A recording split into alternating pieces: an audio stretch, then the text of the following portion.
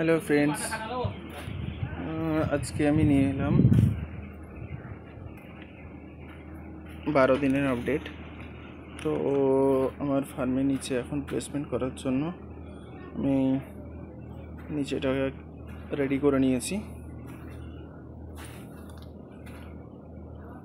তুষ সব দেওয়া হয়ে গেছে, ফিড দেওয়া বাকি আছে।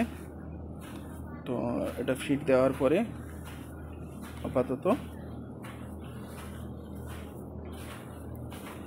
এটা মুরগি ছাড়া হবে বাচ্চা। তো বাচ্চা ছেড়ে তারপরে আমি দেখাচ্ছি। এই দেখুন, আমি এই সাইডে পিছনের দিকে কিছুটা খালি রেখেছি, যেহেতু আজ 12 দিন। আস্তে আস্তে ফার্মের পিছন দিকেও বাড়ানো হবে। আর তারপরে কি হবে, যখন 18 দিন বয়স হয়ে যাবে, 18 দিন বয়স হয়ে গেলে পিছন দিকটা যে কিছুটা ফাঁকা আছে সেটাও ফুল বাড়ি দেওয়া হবে।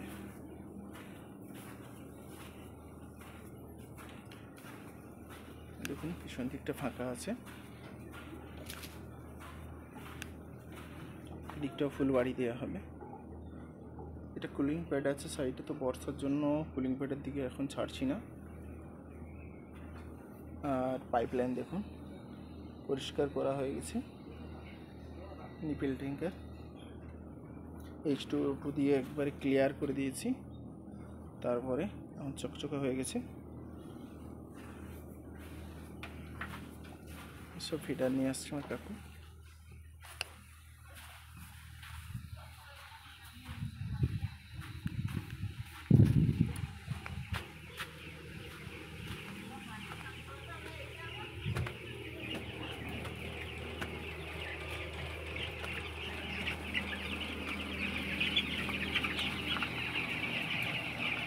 এখন উপরে সমস্ত পাখি আছে বলে কুলিং প্যাড পর্যন্ত ছাড়া আছে। তো প্লেসমেন্টটা এখান পর্যন্ত করেছে। এবার কুলিং প্যাডে এখন জল দেওয়ার সময় হয়ে গেছে। দেখুন, দুটো ফ্যানই চলছে আমার অলরেডি। আমি কুলিং প্যাড অন করছি না এই কারণে, বাই চান্স ঠান্ডা লেগে যেতে পারে বর্ষার সময়।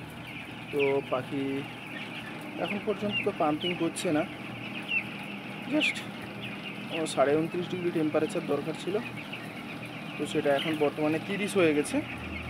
তো 30-এ হওয়ার কারণে এই সাইডের ফ্যানটা অন হয়ে গেছে। আর সেজন্যই আমি এখন কুলিং প্যাডটা অন করছি না। কুলিং প্যাডে পানি দিলে এখনই ঠান্ডা হয়ে যাবে ফার্মের ভিতর, যেহেতু 12 দিনের পাখি, 12 দিন বয়স, তো সেহেতুই আমি কুলিং প্যাডটা অন করতে চাইছি না এখন। আর একটা যেমন টাইমারে চলে সেরকমই চলছে। ফার্মে দেখুন আমার পুরো পাখি একবারে ছড়িয়ে সব বসে আছে।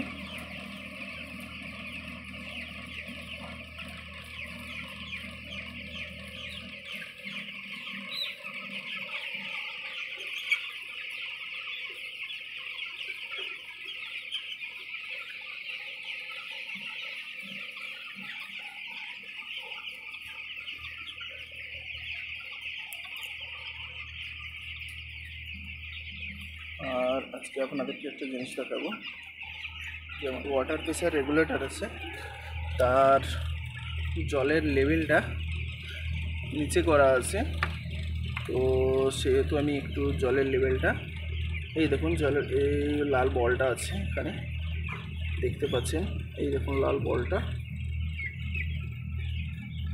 এই বলটা আমি একটু উপরে পানির প্রেশারটা একটু বাড়াবার চেষ্টা করব।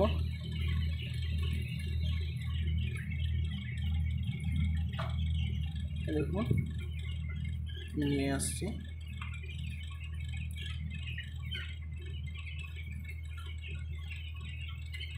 জাস্ট এটাই থাকবে, 12 দিন বয়স। তো সেম এই সাইডেও একটা আছে,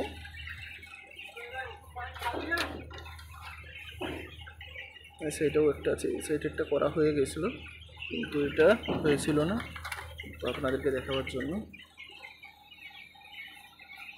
ঠিক আছে, আজ এই পর্যন্তই। আমার রুমের টেম্পারেচার সেট করা আছে, দেখুন বর্তমানে আমার 29 5-এ সেট করা আছে। এখন রুমের টেম্পারেচার 31.6 হয়ে গেছে। তো সেহেতু এই ফ্যানটা অন হয়ে গেছে। আর এ দেখুন, এটা হচ্ছে 29 সেকেন্ডের জন্য অন হচ্ছে। এটা হচ্ছে অ্যাডজাস্টমেন্ট, মানে এটা হচ্ছে শুধু এর কাজ থাকবে রুমের গ্যাস গন্ধটা বার করে দেওয়া।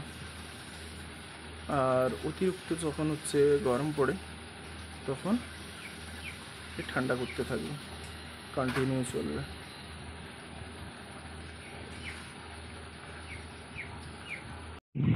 আপনাকে একটা জিনিস দেখাবো, সেটা হচ্ছে দেখুন,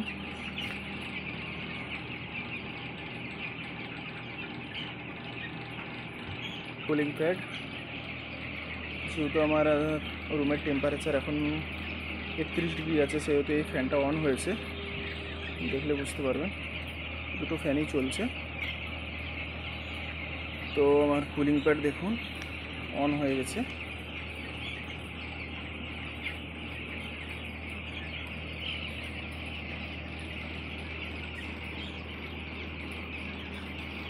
রুম ঠান্ডা হয়ে গেলে অটোমেটিক আবার হচ্ছে ফ্যান বন্ধ হয়ে যাবে, কুলিং প্যাড বন্ধ হয়ে যাবে। আর একটা খেয়াল রাখতে হবে, কুলিং প্যাডের প্রথম থেকে লাস্ট সীমা পর্যন্ত যেমন ভালোভাবে বরাবর ভিজে। যদি কোথাও ভিজতে বাকি থাকে তাহলে হচ্ছে রুমের টেম্পারেচার কোনো মতেই কমানো সম্ভব হবে না, দেরি লাগবে, প্রচুর দেরি লাগে। আমার ক্ষেত্রে হয়েছে। জাস্ট একদম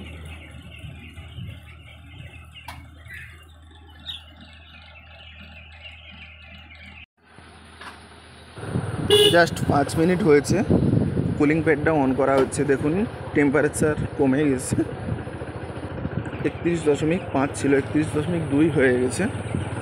তো আপনারা বুঝতেই পারছেন। আর ভার্বের পাখিটা দেখুন এখন পুরো শান্ত হয়ে গেছে, যেহেতু ঠান্ডা বাতাসটা